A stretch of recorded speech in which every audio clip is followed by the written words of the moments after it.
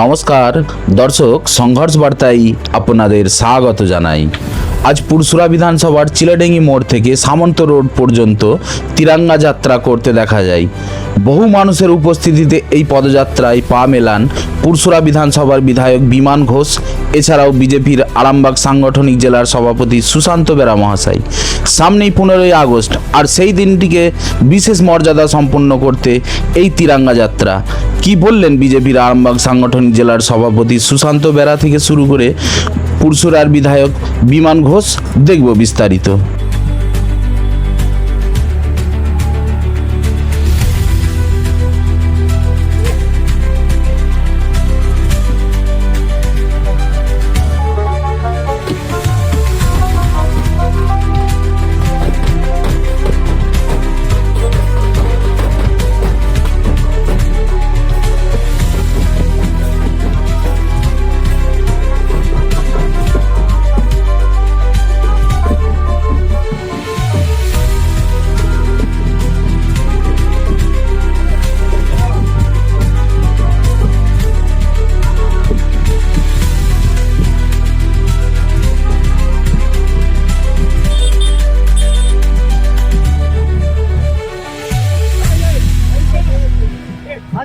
ঠিক আছে, চলো।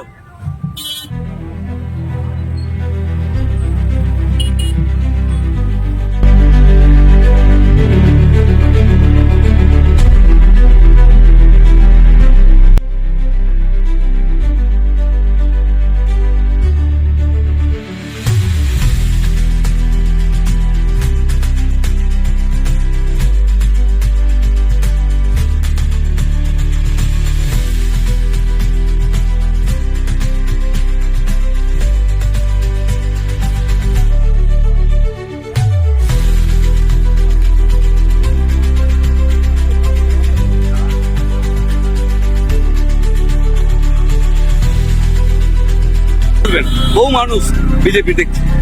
আজকে ভারতীয় জনতা পার্টি সাংগঠনিক যে কার্যপদ্ধতি, তার পদ্ধতির মধ্যে স্বাধীনতার প্রাক্কালে প্রত্যেক বিধানসভা এবং মণ্ডল ভিত্তিক তিরঙ্গা যাত্রার আয়োজন করা হয়েছে। সেই উপলক্ষে পুরসুরা বিধানসভার 4টি মণ্ডল একত্রে আজকে তিরঙ্গা যাত্রার অনুষ্ঠান হচ্ছে। সেখানে বিধায়ক উপস্থিত আছেন, আমিও এখানে আছি। আমাকে আরও 2 জায়গায় যেতে হবে, আমি বেরিয়ে যাবো। তো এটা স্বাধীনতার প্রাক্কালে যে সমস্ত স্বাধীনতা সংগ্রামী এবং বীর শহীদ হয়েছেন তাদের স্মৃতির উদ্দেশ্যে আমরা প্রত্যেক বছরই স্মরণ করি, এইরকম জাঁকজমকপূর্ণ করি। আজকেও পুরসুরার বুকে জাঁকজমকপূর্ণ হয়েছে। মানুষের সারা আছে, মানুষের ঢল আছে, মানুষের প্রচুর উদ্যম উচ্ছ্বাস আছে। আগামী দিনে ভারতীয় জনতা পার্টির সাথে সকল মানুষ যে আছে সেটাই এখানে আজকে পুরসুরা চিলাডাঙ্গি থেকে শুরু করেছি, খেজুরতলায় হওয়ার কথা ছিল, কিন্তু মানুষের যে আবেগ আছে তাতে করে আমরা সামন্তর পর্যন্ত এক্সটেনশন করেছি। এই যাত্রা সকলে উপস্থিত হয়েছে। পুরসুরা বিধানসভায় চিলাডাঙ্গি থেকে সামন্ত রোড পর্যন্ত তিরঙ্গা যাত্রা সুবিশাল র্যালি আমরা বের করেছি বিজেপির পক্ষ থেকে। আজকে আমরা উদ্যোগ নিয়ে একদম দেখছেন মিছিলে কাতারে কাতারে আমাদের লোক, মানে রাষ্ট্রবাদী লোকের ভিড় দেখেছেন পুরো মিছিলে। হ্যাঁ, এরকম মিছিল খুব কম দেখা যায়। আজকে যেটা হয়েছে, তো আমাদের পার্টির কর্মসূচি ছিল তিরঙ্গা যাত্রা র্যালি করা 11, 12, 13। আজকে 12 তারিখ আমরা পুরসুরা বিধানসভার পক্ষ থেকে এটা শুরু করেছি। আমরা সামন্ত রোডে শেষ করেছি।